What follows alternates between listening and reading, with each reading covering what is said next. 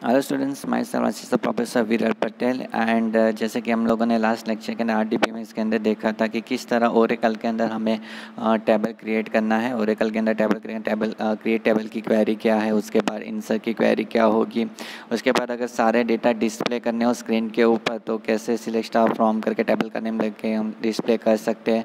उसके बाद हम लोगों ने ये भी देखा था कि सारे रिकॉर्ड डिस्प्ले नहीं करने हैं, लेकिन पर्टिकुलर कंडीशन के हिसाब से, जैसे कि कुछ ही रिकॉर्ड को डिस्प्ले करना है जिसकी सैलरी 30,000 से ज़्यादा हो तो हम वेयर कंडीशन के थ्रू डालते हैं, यानी कि वेयर का हमने यूज़ किया था।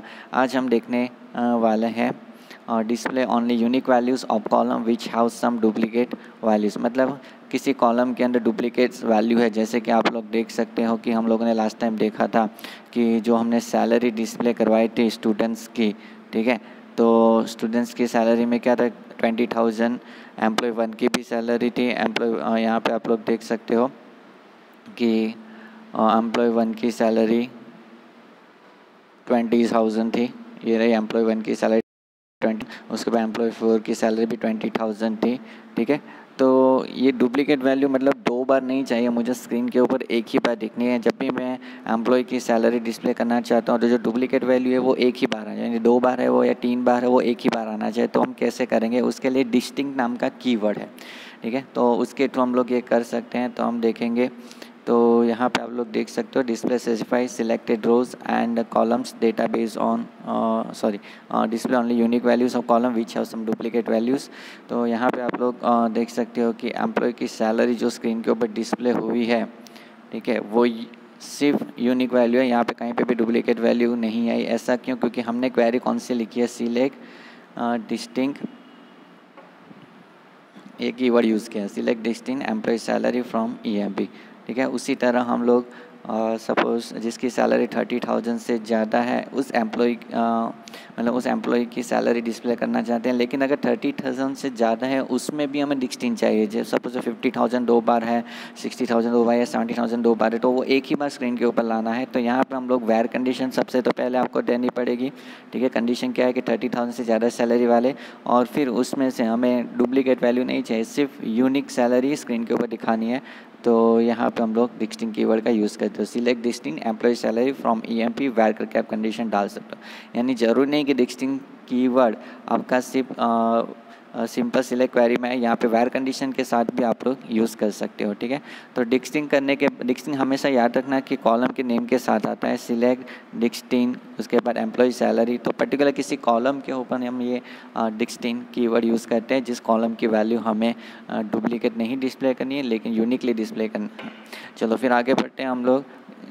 सॉर्टिंग डेटा, सॉर्टिंग मतलब आपको पता है कि डेटा या आपको असेंडिंग ऑर्डर में लाना हो या डिसेंडिंग ऑर्डर में लाना, तो हम लोग वो कर सकते हैं। जैसे कि आपके पास पूरा टेबल था, आप लोगों ने ऊपर देखा था, लेकिन आपको टेबल के डेटा एम्प्लॉय नंबर के हिसाब से नहीं चाहिए, लेकिन सपोज डिपार्टमेंट नंबर के हिसाब से चाहिए, या फिर सैलरी वाइज ऑर्डरिंग में चाहिए, या फिर नेम के अल्फ़ाबेटिकली ऑर्डर में चाहिए, तो ऐसा हम लोग कर सकते हैं, ठीक है। ऑर्डर दो तरह के होते हैं, एक असेंडिंग होता है यानी कि स्मॉल टू लार्ज वैल्यू, और डिसेंडिंग मतलब लार्जेस्ट टू स्मॉल वैल्यू, ठीक है। तो यहाँ पे हम सबसे पहले हम ऑर्डर बाय का आपको यूज़ करना पड़ेगा डेटा को सॉर्टिंग करने के लिए। तो देखते हैं किस तरह से यहाँ पे हम लोग कर सकते हैं। तो सिलेक्ट स्टार फ्रॉम ईएमपी, आपको ऑर्डर बाय करके आपको किसी कॉलम का नाम दिखना है जिस कॉलम के हिसाब से आपका डेटा ऑर्डर में आएगा। ऐसा नहीं कि आपने ऑर्डर बाय डिपार्टमेंट नंबर लिखा है तो सिर्फ डिपार्टमेंट नंबर नाम के कॉलम के डेटा ही सॉर्टिंग ऑर्डर में आ जाएंगे, ऐसा नहीं है, ठीक है। यहाँ पे क्या होगा, जैसे डिपार्टमेंट नंबर आपका ऊपर नीचे होगा सॉर्टिंग ऑर्डर में, तो उसके हिसाब से उसके सामने जो एम्प्लॉय नंबर है, एम्प्लॉय नेम है, वो भी ऊपर नीचे रहेंगे, ऊपर नीचे हो जाएंगे। मतलब आपका पूरा रिकॉर्ड ऊपर नीचे होगा डिपार्टमेंट नंबर के हिसाब से, ठीक है। तो सपोज़ यहाँ पे हम लोगों ने ऑर्डर बाय डिपार्टमेंट नंबर दिया है, तो देखो आप लोग देख सकते हो कि D1 D1 D1 D2 D2 D2 D3, मतलब ये ऑर्डर में आ चुके हैं। पहले डेटा कैसे थे वो देखो, पहले हमारे पास जो डेटा था उसमें देखो एम्प्लॉय नंबर जो था हमारे पास डिपार्टमेंट नंबर जो था इसमें D1 D1 D2, उसके बाद वापस D1 आ चुका था, D2 D3।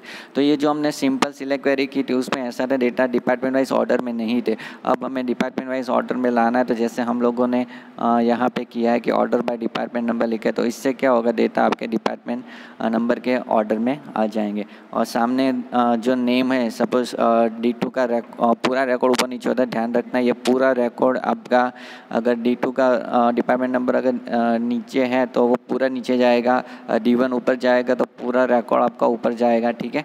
तो ऐसा नहीं कि सिर्फ पर्टिकुलर वैल्यू डिपार्टमेंट नंबर की D1 D2 ऊपर नीचे होता है, पूरा रिकॉर्ड उसके साथ ऊपर नीचे होता है, क्योंकि डिपार्टमेंट नंबर ऊपर नीचे होता है तो उसके सामने जो एम्प्लॉई है, नेम है, सैलरी है, एम्प्लॉय का डेट ऑफ बर्थ है, वो चेंज नहीं होनी चाहिए, ठीक है। अब हम आगे देखते हैं, select staff from EMP, order by department number, comma करके लिखा है एम्प्लॉय नेम। तो ऐसा हम लोग कर सकते हैं, यानी कि 2 कॉलम के हिसाब से हमें ऑर्डरिंग में डेटा चाहिए, order by department number comma employ name. इसका क्या मतलब होगा, तो पहले आपके डेटा पूरा टेबल है वो डिपार्टमेंट नंबर के हिसाब से ऑर्डरिंग में आएगा, ठीक है। जैसे हमने लास्ट क्वेरी के अंदर लिखा था ऑर्डर बाय डिपार्टमेंट, वैसे यहाँ पे भी होगा, लेकिन उसके बाद हमने कॉमा करके यहाँ पे एम्प्लॉय नेम भी लिखा हुआ है। तो एम्प्लॉय नेम जैसे ही हम लोग लिखते हैं तो उससे क्या होगा, अब department number wise data order, लेकिन डिपार्टमेंट D1 देखो, डिपार्टमेंट D1 के 3 रिकॉर्ड है, आप लोग देखोगे कि डिपार्टमेंट के 3 रिकॉर्ड है, D1 D1 D1 3 रिकॉर्ड है। अब 3 रिकॉर्ड के सामने 3 नेम है, जय, जयेश एंड राज, ठीक है। यहाँ पे आप देखोगे तो राज, जय और जयेश था, यानी कि नेम जो थे वो ऑर्डरिंग में नहीं थे। डिपार्टमेंट नंबर आपका पूरा ऑर्डरिंग में आ गया था, ये पूरा ऑर्डरिंग में आ गया था, लेकिन ये नेम वाला पोर्शन आपका ऑर्डरिंग में नहीं था। तो हमें क्या करना है, अब डिपार्टमेंट एक बार ऑर्डर में आ चुका है तो उसके सामने D1 डिपार्टमेंट में भी जो नेम वाले मतलब एम्प्लॉय का नेम है वो भी ऑर्डरिंग में आना चाहिए। आप अगर अल्फ़ाबेटिकली देखोगे तो पहले J आएगा, उसके बाद R आएगा, यानी जय, फिर जयेश, फिर राज। तो इस तरह से D1 डिपार्टमेंट के रिकॉर्ड भी आपके नेम के हिसाब से ऑर्डरिंग में होंगे, फिर D2 डिपार्टमेंट के वो भी होंगे, ठीक है। तो आप D2 डिपार्टमेंट में देख सकते हो राजेश और उसके बाद वीरज, R पहले आता है उसके बाद वी आता है, तो राजेश, वीरज, उसके बाद योगेश, ठीक है। तो हमारे डेटा जो है वो ऑर्डरिंग में आ जाते हैं। तो order by department number employ comma करके एम्प्लॉय नेम लिखने का मतलब ये है कि पहले डेटा डिपार्टमेंट नंबर के हिसाब से आपके ऑर्डरिंग में आएंगे, अगर उसके बाद डिपार्टमेंट नंबर के हिसाब से फिर उसके अंदर जितने भी एम्प्लॉय है, सब D1 डिपार्टमेंट जितने भी एम्प्लॉय है तो उस एम्प्लॉय के नेम के हिसाब से भी डेटा ऑर्डरिंग में आएंगे, ठीक है। तो एक साथ 2 कॉलम के ऊपर हमने यहाँ पे ऑर्डरिंग अप्लाई किया। बाय डिफ़ॉल्ट असेंडिंग ऑर्डर में होता है हमेशा स्मॉल, जैसे कि D1 D2 D3, ऐसा नहीं डिस्प्ले हुआ कि D3 पहले आया फिर D2 और D1, उसे हम डिसेंडिंग ऑर्डर कहते हैं। हमेशा बाय डिफ़ॉल्ट ऑर्डरिंग कौन सा होता है, असेंडिंग ऑर्डर होता है, ध्यान रखना। अब यहाँ पे हम लोग देखते हैं कि क्या होता है। सपोज हम लोगों ने ऐसा लिखा, सिलेक्ट स्टार फ्रॉम और डिपार्टमेंट नंबर, एम्प्लॉय नेम और डिसेंडिंग ऑर्डर, ऐसा लिखा। तो इससे क्या होगा, क्या डिपार्टमेंट